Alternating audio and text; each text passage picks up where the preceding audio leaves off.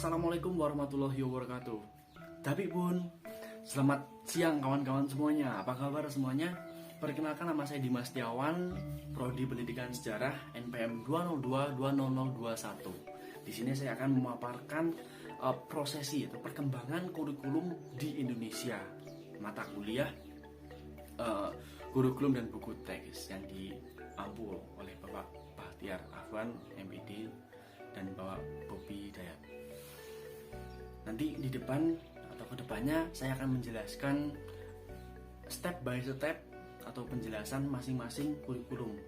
Kita mengenal Orde Lama, ya kurikulum yang ada di Orde Lama itu seperti apa aja, kemudian Orde Baru itu apa aja kurikulumnya, kemudian masa reformasi sampai saat ini. Gitu. Jadi di sini saya akan memaparkan teman-teman. Tolong disimak videonya, semoga bermanfaat. Terima kasih.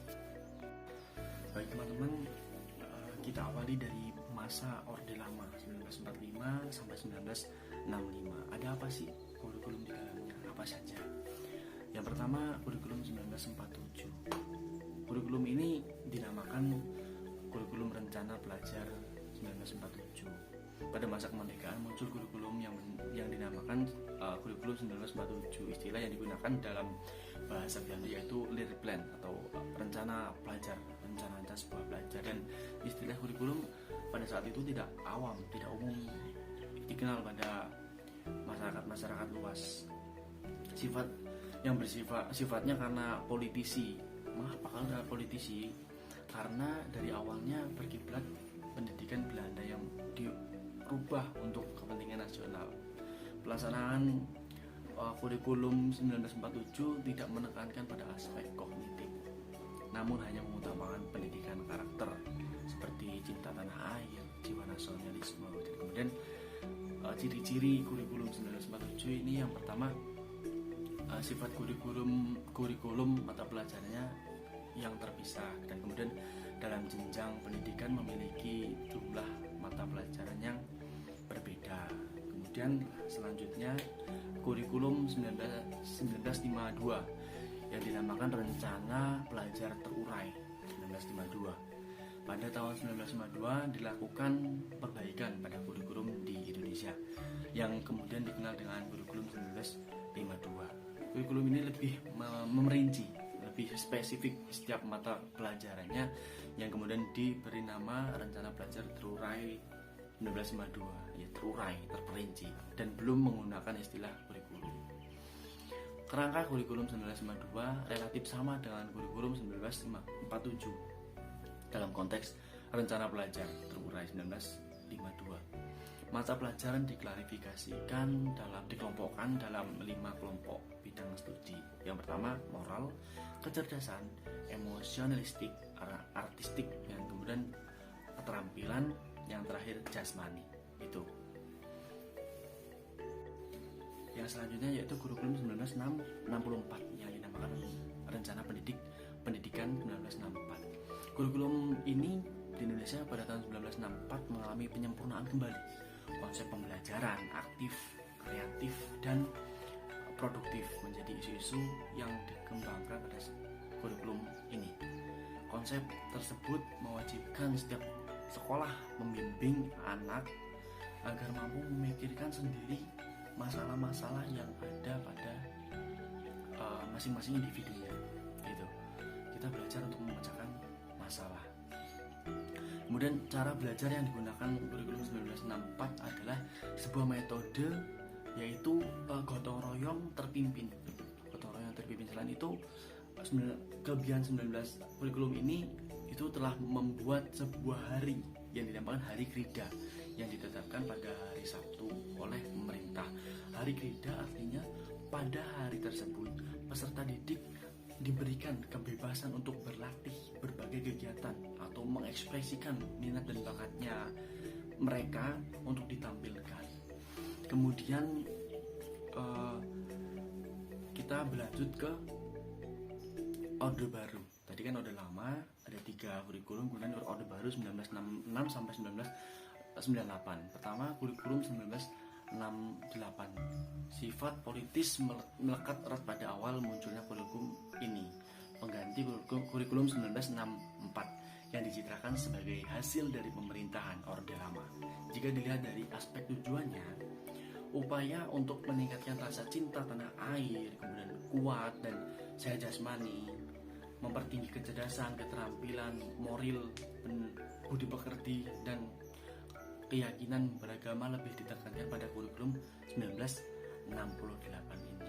Kemudian berlanjut kurikulum 1975. Latar belakang kelahiran kurikulum ini yaitu pembangunan nasional yang melatar belakanginya kelahiran kurikulum 1975 akibat dari banyaknya perubahan yang terjadi, terutama sejak 1969 ya. Banyak faktor, banyak sekali yang mempengaruhi program maupun kebijakan pemerintah yang mengakibatkan pembaharuan tersebut pada kurikulum 1975 merupakan kurikulum yang bersifat sentralistik dan dibuat oleh pemerintah pusat dan sekolah-sekolahan hanya menjalankan. Kemudian pemerintah pusat yang membuat, sekolah-sekolah semua yang menjalankan. Kemudian prinsip daripada kurikulum 1975 yaitu berpendidikan harus efektif dan efisien. Efektif serta efisien, tidak merepotkan dan tidak memboroskan daripada peserta didik masing-masing. Kemudian berlanjut kurikulum 1984. Kurikulum ini yaitu kurikulum penyempurna daripada kurikulum 1975. Penjelasannya merupakan penyempurna dari kurikulum 1975 dan menggunakan pendekatan prosesnya yang diutamakan. Dalam hal ini faktor tujuan tetap penting meskipun sudah menggunakan pendekatan proses. Kurikulum ini juga sering disebut kurikulum 1975 yang disempurnakan. Subjek belajarnya adalah siswa. Model seperti ini yang dinamakan active e-learning karena siswa yang akan selalu aktif dalam pembelajaran. Jadi yang aktif itu siswa, subjeknya siswa.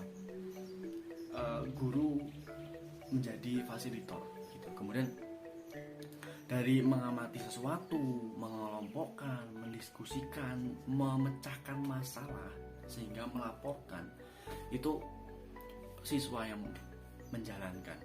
Jadi siswa yang lebih aktif pada kurikulum ini.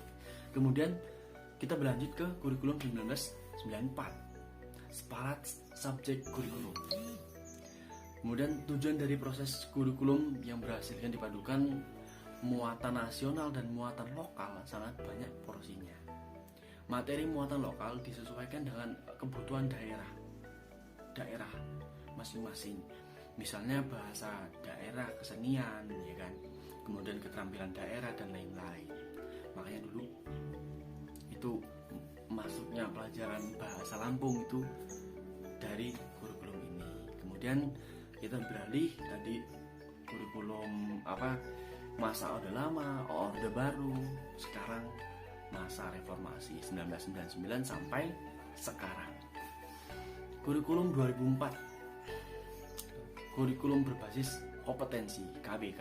Kurikulum berbasis kompetensi ini adalah suatu konsep pendekatan strategi kurikulum yang menekankan pada penguasaan berbagai kompetensi tersebut. Penguasaan kompetensi tersebut di masing-masing pada siswa dikuasai. Peserta didik tidak hanya menguasai satu atau pengetahuan saja dan pemahaman, tetapi juga memiliki keterampilan, sikap, minat, motivasi, dan nilai-nilai agar dapat melakukan sesuatu dengan penuh tanggung jawab. Jadi pada kurikulum ini tidak hanya pengetahuan saja yang dikedepankan atau keterampilan saja yang dikedepankan, bukan. Semuanya dari akhlak, ya kan, dari karakter itu semua ditonjolkan pada kurikulum ini. Kemudian kita beralih ke selanjutnya. Udah agak kontemporer, udah agak modern. Kurikulum 2006 KTSP, kurikulum tingkat satuan pendidikan. Mempunyai karakteristik ciri khusus yang sama dengan KBK kurikulum sebelumnya, yaitu guru bebas untuk melakukan perubahan, bebas supaya tuh siswa itu mempunyai pemikiran yang luas, bebas, tidak ditekan oleh sistem yang ada pada kurikulum tersebut. Revisi dan penambahan dari standar yang sudah dibuat pemerintah, mulai dari tujuan, visi misi, struktur dan muatan kurikulum, beban belajar, kalender pendidikan, sampai pengembangan silabus. Jadi kurikulum ini mengedepankan bahwasanya pelajar itu harus dikasih kebebasan, ya, kebebasan dalam berpikir dan lain sebagainya. Nah, teman-teman, kita langsung beralih ya, setelah tadi menjelaskan kurikulum pada masa reformasi kan 2006 tadi kata SB kan salah satunya. Kemudian kita beralih ke kurikulum modern saat ini, kurikulum yang kita alami saat ini, kurikulum 2013. Keterkaitan dengan pengembangan kurikulum 2013 lebih menekankan pada pendidikan karakter saja, dengan harapan melahirkan insan yang produktif, kreatif, inovatif, dan berkarakter lagi. Kemudian meningkatkan proses dan hasil belajar yang diarahkan kepada para siswa untuk membentuk atau membuat budi pekerti daripada para siswa itu menjadi peserta didik yang berakhlak mulia, akhlak yang dikedepankan pada kurikulum ini sesuai dengan standar kompetensi lulusan pada setiap satuan pendidikan adalah tujuan pendidikan karakter pada kurikulum 2013. Jadi kurikulum ini mengedepankan akhlak, sikap, ya. Pinter, banyak orang pinter, tapi sedikit orang yang berakhlak dan orang yang berkarakter. Jadi ada pepatah, when character is lost, everything is lost. Apabila karakter Anda hilang, semuanya akan hilang. Pada kurikulum 2013 ini mengedepankan hal tersebut, karakter, akhlak, tidak hanya intelektual dan pengetahuan.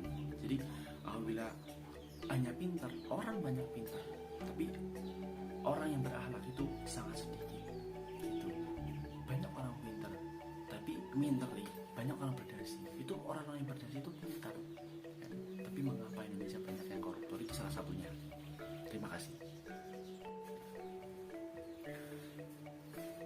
Itulah penjelasan dari saya, teman-teman, mengenai perkembangan kurikulum dari masa kemerdekaan 1947 sampai 2013, kurikulum 2013.